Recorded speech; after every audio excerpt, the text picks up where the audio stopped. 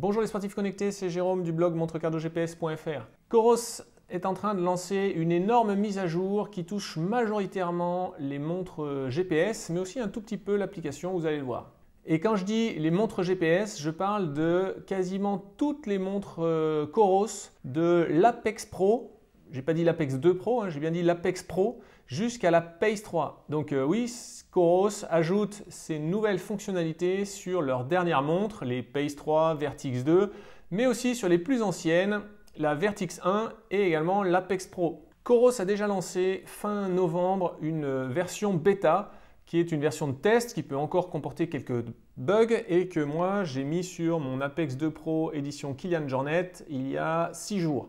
La mise à jour définitive, elle sera déployée en 2 temps. Le 6 décembre sur les Pace 3, Apex 2 Pro, Apex 2 et Vertix 2 et le 27 décembre sur les Pace 2, Apex Pro et Vertix 1. Si vous avez raté la mise à jour bêta, vous aurez juste à attendre ces dates. Il y aura un déploiement normal de toutes ces mises à jour. Il va falloir d'abord mettre à jour l'application, puis après lancer le téléchargement de la mise à jour de la montre. La première nouveauté, parce que c'est un petit peu à la mode en ce moment, c'est la mesure de la variabilité de fréquence cardiaque automatiquement pendant le sommeil. Donc on a maintenant un nouveau widget qui s'ajoute ici et dans lequel on va retrouver à peu près la mise en forme similaire qu'on retrouve sur les autres marques, c'est-à-dire une espèce de jauge qui va venir placer la variabilité de fréquence cardiaque de la dernière nuit par rapport à la plage habituelle de variabilité de fréquence cardiaque. Donc vous pouvez tomber dans le rouge si vous avez une VFC plus faible ou alors tomber dans l'orange si vous avez une variabilité fréquence cardiaque qui est réellement trop élevée, un cœur qui a des battements un petit peu aléatoires. Ensuite, deuxième écran où là on a un graphique avec la plage, alors on la voit assez mal, elle est juste ici au bout en bleu foncé, on a la plage normale et puis chaque point de mesure fait chaque nuit. Après la mise à jour, il faut attendre 5 nuits pour avoir un affichage sur ces deux écrans. L'objectif de ces 5 nuits, c'est tout simplement de déterminer la plage normale de variabilité de fréquence cardiaque en faisant la moyenne des dernières nuits. Et ensuite, ça sera adapté au fil des mesures et des évolutions liées à votre entraînement. Donc ça, c'est quelque chose qui est automatique et qui est bien différent du test de variabilité de fréquence cardiaque pour les dernières Coros qui étaient équipées d'un capteur électrocardiogramme. Et on y accédait dans la boîte de commande ici. Donc ça, c'était un test ponctuel qu'il fallait faire chaque matin au réveil et qu'il fallait lancer manuellement. Ensuite, vous retrouverez la même vue dans une petite carte qui est ajoutée tout en bas de la page d'accueil de votre application. Juste en dessous, on a maintenant un nouveau widget météo. Donc dans la vue raccourcie, on voit la température actuelle, le max et le min de la journée. Et à l'intérieur du widget, on a la vue sur les probabilités de précipitation, l'humidité ambiante, la température ressentie. Et puis on peut descendre pour avoir l'indice UV et des prévisions sur un peu plus longtemps, jusqu'à 7 jours. Petite évolution sur le profil tapis de course. Maintenant, dans les paramètres, vous allez pouvoir aller sélectionner la pente si jamais vous avez donné un peu de pente à votre tapis de course. Petite évolution dans le fonctionnement de l'écran tactile des Vertix 2, Apex 2, Apex 2 Pro. Avant, on pouvait simplement l'utiliser en déplacement. Maintenant, on va pouvoir cliquer en faisant un simple tap sur l'écran, comme ça.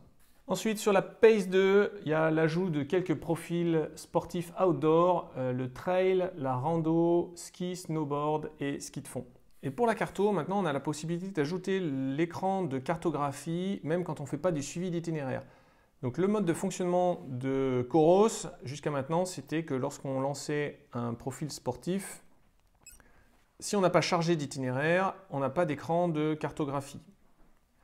Donc là maintenant on va pouvoir l'ajouter, alors ça se fait manuellement, on ouvre la boîte des commandes, on va chercher la cartographie, là ça permet de l'afficher. Au moment où on sort de la cartographie, on a maintenant un écran qui nous demande si on veut afficher l'écran de manière permanente et ne pas revenir juste aux écrans de données.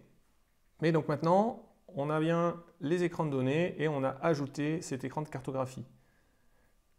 On peut dérouler dans les deux sens. Et on retrouve l'écran de cartographie. Malheureusement, ce n'est pas permanent, c'est-à-dire que dès que vous allez arrêter votre activité, Et si vous en relancez une, eh bien malheureusement, cette nouvelle activité, elle sera sans cartographie. Il faudra faire la manip à chaque fois. Et puis il y aura l'ajout du Turn by Turn sur toutes les montres Coros depuis la Vertix 1, donc tous les modèles 2 et la Pace 3. Pour celles qui n'avaient encore pas reçu sur la dernière mise à jour bêta que j'avais déjà testée, là ça sera ajouté de manière définitive à toutes ces montres dans les modes navigation. Coros a également amélioré la cartographie de toutes ces montres qui supportent la cartographie. Il y a une amélioration du contraste et du choix des couleurs. Avant, c'était assez bleuté. Là, maintenant, on est plutôt sur des tons de vert. Ils ont également ajouté des chemins de trail et des pistes cyclables. Coros a ajouté la possibilité de créer des profils sportifs perso. Donc, on va pour ça dans l'application, sur la petite carte de la montre. Et ici, on a une nouvelle icône violet, activité personnalisée. Ici, on va donc nous demander de sélectionner si c'est une activité outdoor ou indoor. Ça conditionne l'utilisation du GPS. Ensuite, le type d'activité, le nom et l'icône de l'activité. On personnalise les écrans de données et puis on fait les quelques derniers petits réglages. Ça peut servir par exemple pour créer un profil vélo taf à partir du profil cyclisme.